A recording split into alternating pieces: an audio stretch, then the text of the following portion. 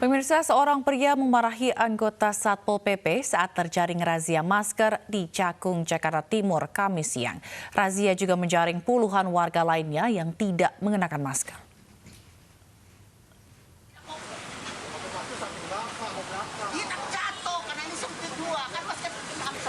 Pria ini memarahi anggota Satpol PP setelah diminta keluar dari kendaraannya karena kedapatan tidak mengenakan masker.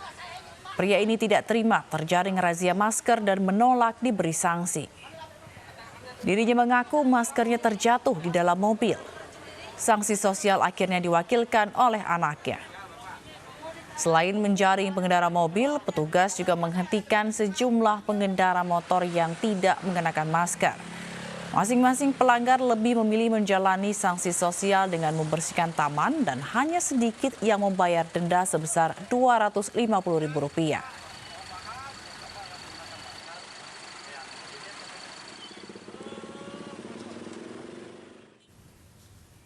Uji klinis tahap 3 vaksin COVID-19 asal Sinovac Biotech Tiongkok segera memasuki babak baru.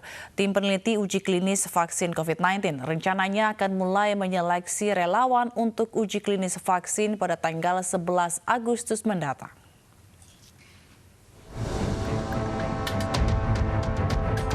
Saat ini sudah ada 620 relawan uji klinis yang siap untuk disuntik vaksin COVID-19. Dalam pelaksanaannya nanti, tim akan melibatkan 20 dokter spesialis dan 30 dokter umum, di mana saat proses vaksinasi akan diikuti 20 hingga 25 orang relawan di tiap titik lokasi uji klinis setiap harinya. Namun jumlah relawan vaksin COVID-19 masih jauh dari target. Gubernur Jabar Ridwan Kamil dan Forkopimda siap menjadi relawan. Hal ini demi mendukung percepatan produksi vaksin penangkal COVID-19. Apalagi pendaftaran masih akan dibuka hingga 31 Agustus 2020. Kami pimpinan sedang merumuskan jika tidak ada halangan dari unsur kesehatan pribadi, maka Forkominda pun akan menjadi relawan untuk pengetesan vaksin. Sehingga kalau pimpinannya juga melakukan, insya Allah rakyatnya juga akan meyakini proses vaksin ini berjalan dengan lancar. Untuk menjadi relawan ada 10 syarat yang harus dipenuhi, yaitu dewasa sehat berdomisili di Bandung selama penelitian, bukan wanita hamil, menyusui, atau berencana hamil selama penelitian, tidak memiliki riwayat terinfeksi COVID-19, tidak mengalami penyakit ringan, sedang, ataupun berat, tidak memiliki alergi terhadap vaksin, tidak memiliki kelainan darah, tidak ada penyakit kronis, tidak ada gangguan sistem imun, dan tidak imunisasi sebelum dan setelah 1 bulan. Tim Liputan iNews melaporkan. Pemirsa, ada 8 kabupaten kota yang masuk dalam zona merah COVID-19 di Indonesia. Ke-8 daerah tersebut tidak mengalami perubahan zona dalam 4 pekan terakhir. 8 kabupaten kota zona merah tanpa perubahan dalam 4 minggu. Jadi dalam waktu 1 bulan ada 8 kabupaten kota zona merah tanpa ada perubahan. Pertama adalah dari DKI Jakarta, yaitu Jakarta Barat dan Jakarta Pusat. Dari Jawa Tengah adalah kota Semarang. Kemudian dari Kalimantan Selatan yaitu Banjar, kota Banjarbaru, dan Tabalong, serta dari Sumatera Utara yaitu Medan dan Deli Serdang. Kami mohon kepada pemerintah daerah, bupati dan wali kota untuk memperhatikan penanganan COVID-19 di wilayah masing-masing dan melaporkan kendala yang dihadapi kepada Satgas COVID-19 nasional, dan agar menjadi perhatian untuk seluruh anggota masyarakat di 8 kabupaten kota ini untuk jangan lelah untuk menerapkan protokol kesehatan, yaitu dengan jaga jarak, cuci tangan, dan pakai masker. Karena ini adalah satu-satunya cara kita untuk bisa mengendalikan kasus pada saat ini. Semoga 8 kabupaten kota zona merah selama 4 minggu tidak ada perubahan ini bisa meningkat menjadi lebih baik pada minggu-minggu berikutnya. Pemirsa, pemerintah akan memberi bantuan bagi para pekerja swasta yang bergaji di bawah 5 juta rupiah. Rencananya bantuan dana sebesar Rp600.000 akan diberikan selama 4 bulan dan disalurkan pada September mendatang.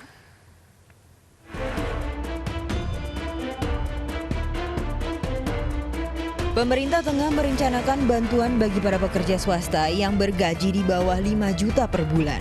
Bantuan ini merupakan program pemulihan ekonomi untuk mendorong daya beli masyarakat karena dampak pandemi COVID-19.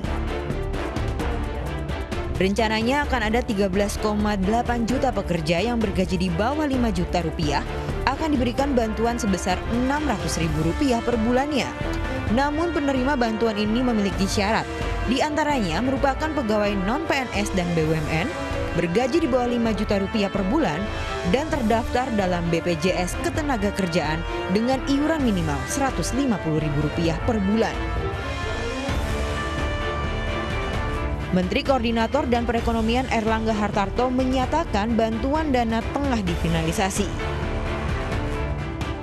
Support kepada mereka yang bekerja itu juga sedang dimatangkan, datanya sedang disiapkan, baik itu dari BPJS Ketenagakerjaan, sehingga sesudah data by name, by address, by rekeningnya sudah ketemu, nah ini program baru difinalkan.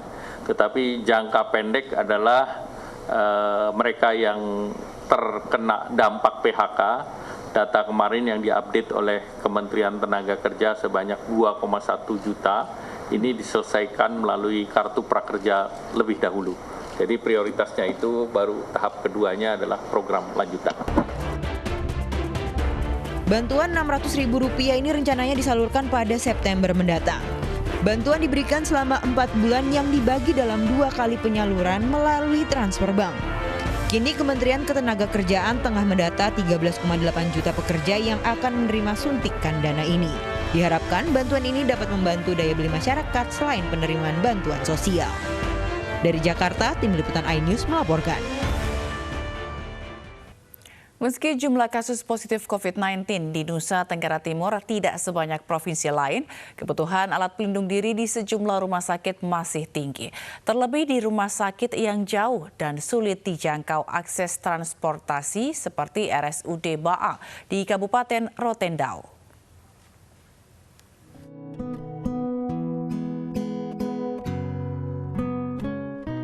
Bertambahnya kasus positif COVID-19 di Nusa Tenggara Timur membuat sejumlah rumah sakit memperketat protokol kesehatan, baik bagi tenaga kesehatan maupun pengunjung yang datang.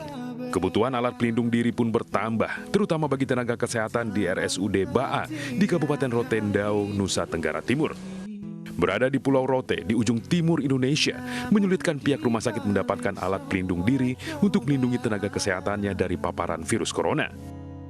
Melalui penggalangan dana yang digelar oleh Anmes Kameleng bersama MNC Peduli, bantuan berupa baju hazmat, masker bedah, dan sarung tangan disalurkan ke rumah sakit ini. Kali ini kita sangat bangga ya, terutama dengan Anmes. Dia ada keinginan untuk menggalang dana, terutama untuk membantu saudara-saudara kita yang terpapar di NTT. Jadi hari ini kita menyalurkan bantuan dari galangan dana tersebut kepada RSUD di Rotendao. Karena emang targetnya cuma 100 juta, kita stop tuh donasinya. Bahkan ada yang lebih juga, akhirnya kita bikin emang tujuannya untuk bantu teman-teman saudara-saudara Anmes di NTT, dan akhirnya terkumpullah 100 juta itu dan dibikin menjadi kumpulan APD yang disebarluaskan di Nusa Tenggara Timur. Pertama-tama kami dari pihak rumah sakit apresiasi yang luar biasa dan terima kasih yang luar biasa kepada MNC Group Peduli, MNC Peduli terutama atas bantuan sumbangan donasinya sampai mengingat kami yang jauh di ujung timur Indonesia.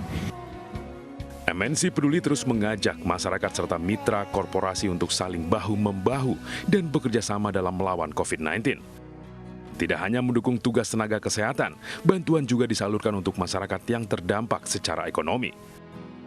Tim Liputan iNews melaporkan. Pemirsa, mari kita dukung para pejuang kemanusiaan dengan peduli melawan penyebaran virus corona.